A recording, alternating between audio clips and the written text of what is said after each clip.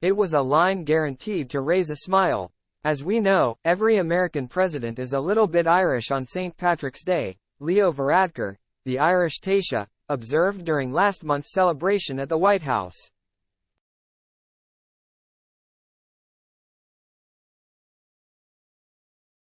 But some are more Irish than others. Joe Biden is as Irish as it gets. On Tuesday he travels to Belfast, Northern Ireland, to celebrate the 25th anniversary of the peace accord that helped end decades of deadly sectarian violence, then on to the Republic of Ireland for stops including Dublin, County Louth and County Mayo for what will feel almost like a homecoming.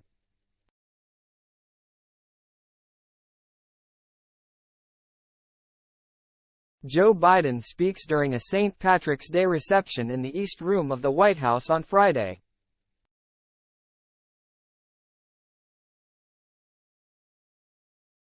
The visit will underscore Biden's status as, unmistakably a son of Ireland, as Varadkar described at last month's celebration in Washington.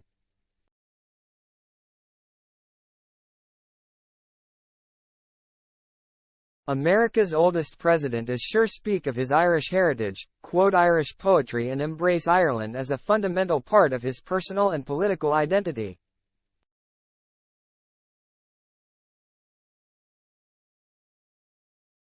Biden's spiritual attachment to Ireland has been a constant all his life. He introduces himself as the great-great-grandson of the Blewitts of County Mayo and the Finnegans of County Louth, who boarded coffin ships to cross the Atlantic more than 165 years ago.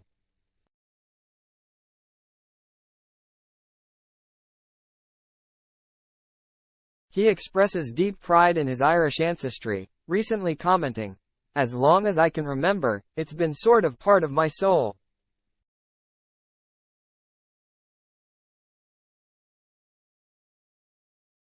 Sometimes, however, it comes out wrong.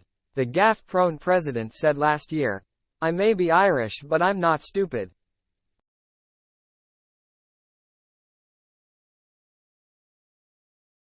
Biden can also trace his family tree to Britain, specifically Westbourne in West Sussex and Portsmouth in Hampshire.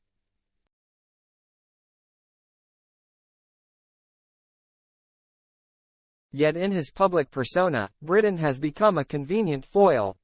When, after his election victory in November 2020, a BBC journalist asked if he had a quick word for the British public broadcaster, Biden shot back, "The BBC. I'm Irish."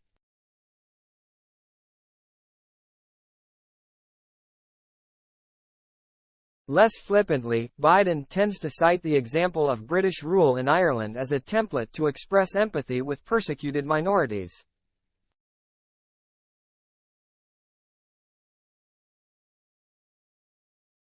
Speaking in Jerusalem, Israel, last year, he said, "My background and the background of my family is Irish American, and we have a long history of, not fundamentally unlike the Palestinian people with Great Britain and their attitude toward Irish Catholics over the years, for 400 years.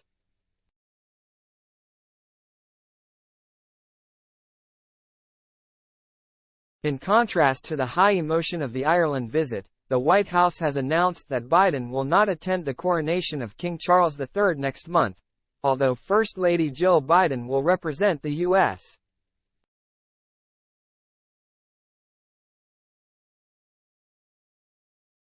Ireland, by contrast, appears to resonate with Biden through his strong sense of loyalty to both family and the Catholic Church.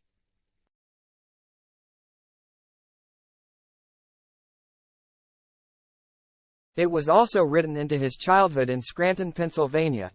Daniel Mulhall, a former Irish ambassador to the U.S., said, "I've been there and it's probably the most Irish place in America."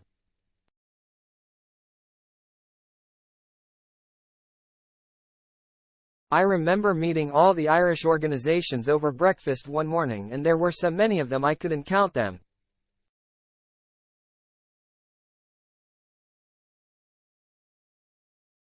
It's a very traditional Irish-American community, proud of its roots connected with Ireland, proud of heritage, the kind of place where anybody growing up would definitely encounter that affinity with Ireland, that affection for Ireland that Joe Biden developed as a child.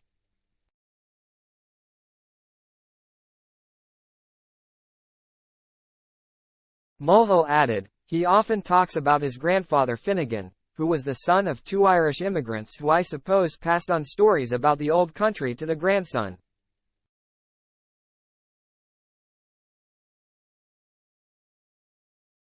Things you hear at your grandfather's knee tend to live with you. He's very good example of that Irish-American identity, which is still strong in America despite the fact that most of the people who are Irish-American now are descended from people who came to America in the 19th century.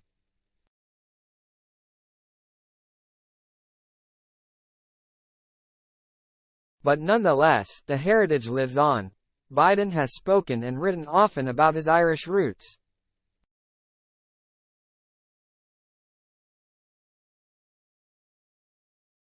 In his book, Promise Me, Dad, he states, "We Irish are the only people in the world who are actually nostalgic about the future."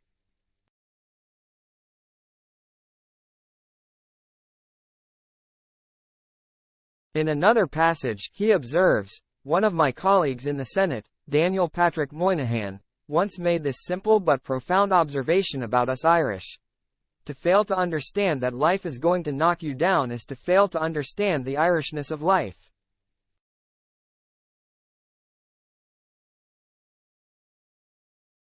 Evan Osnos, author of a 2020 biography of Biden, said, "To Joe Biden, in effect, being of Irish descent is all about the relationship between suffering and hope."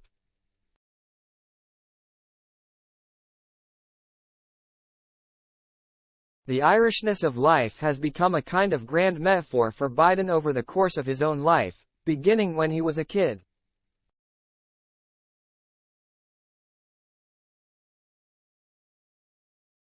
The process of getting over a stutter became this fulcrum in his own self-narrative, and in practical terms the way that he actually got over the stutter was by memorizing quotes from Yeats and American Ralph Waldo Emerson.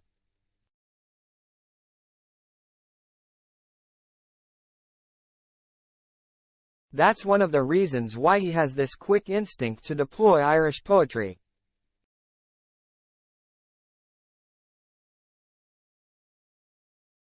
The president frequently deploys W. B. Yeats's Easter, 1916, and has quoted Seamus Heaney's lines, "History says, don't hope, on this side of the grave."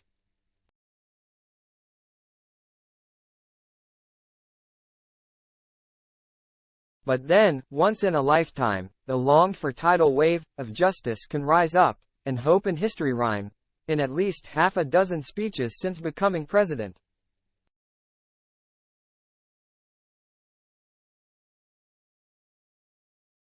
He likes to quip, "They think I do it because I'm Irish. I do it because they're the best poets."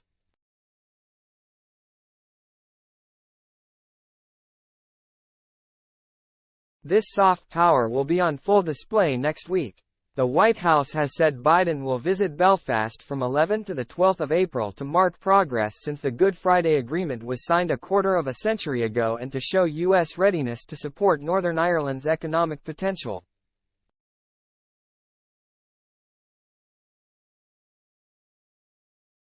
In the 1980s, Biden was among a group of senators who pushed for greater U.S. diplomatic involvement to end the conflict in Northern Ireland.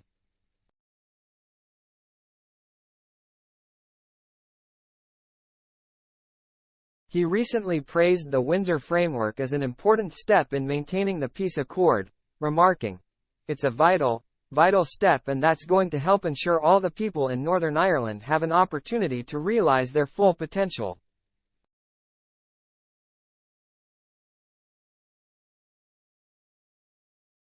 Biden will then spend 12 to the 14th of April in the Republic of Ireland, addressing the Irish Parliament and attending a festival in County Mayo.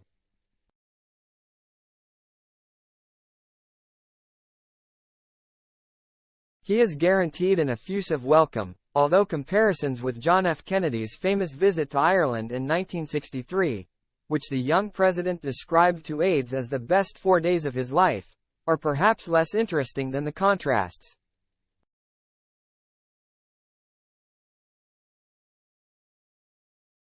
Brendan Boyle, a Democratic congressman from Pennsylvania and leading member of the Friends of Ireland group, who has been invited to join Biden on the trip, said, 60 years separate JFK's trip in 1963 and Joe Biden's trip next week.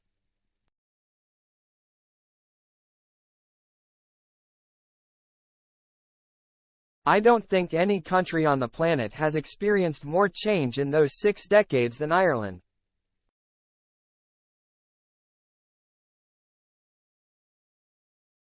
My father was 13 years old when President Kennedy came to Ireland.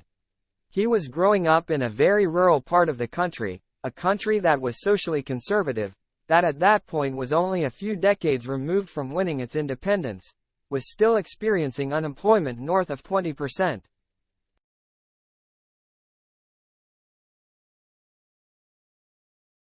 In terms of the media landscape, it was like 600 years ago.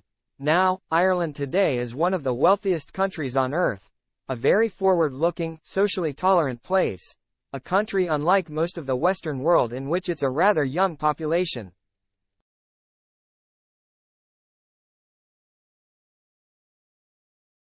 This trip in many ways will celebrate President Biden's connection with Ireland, but also just how far Ireland has come in a relatively short period of time.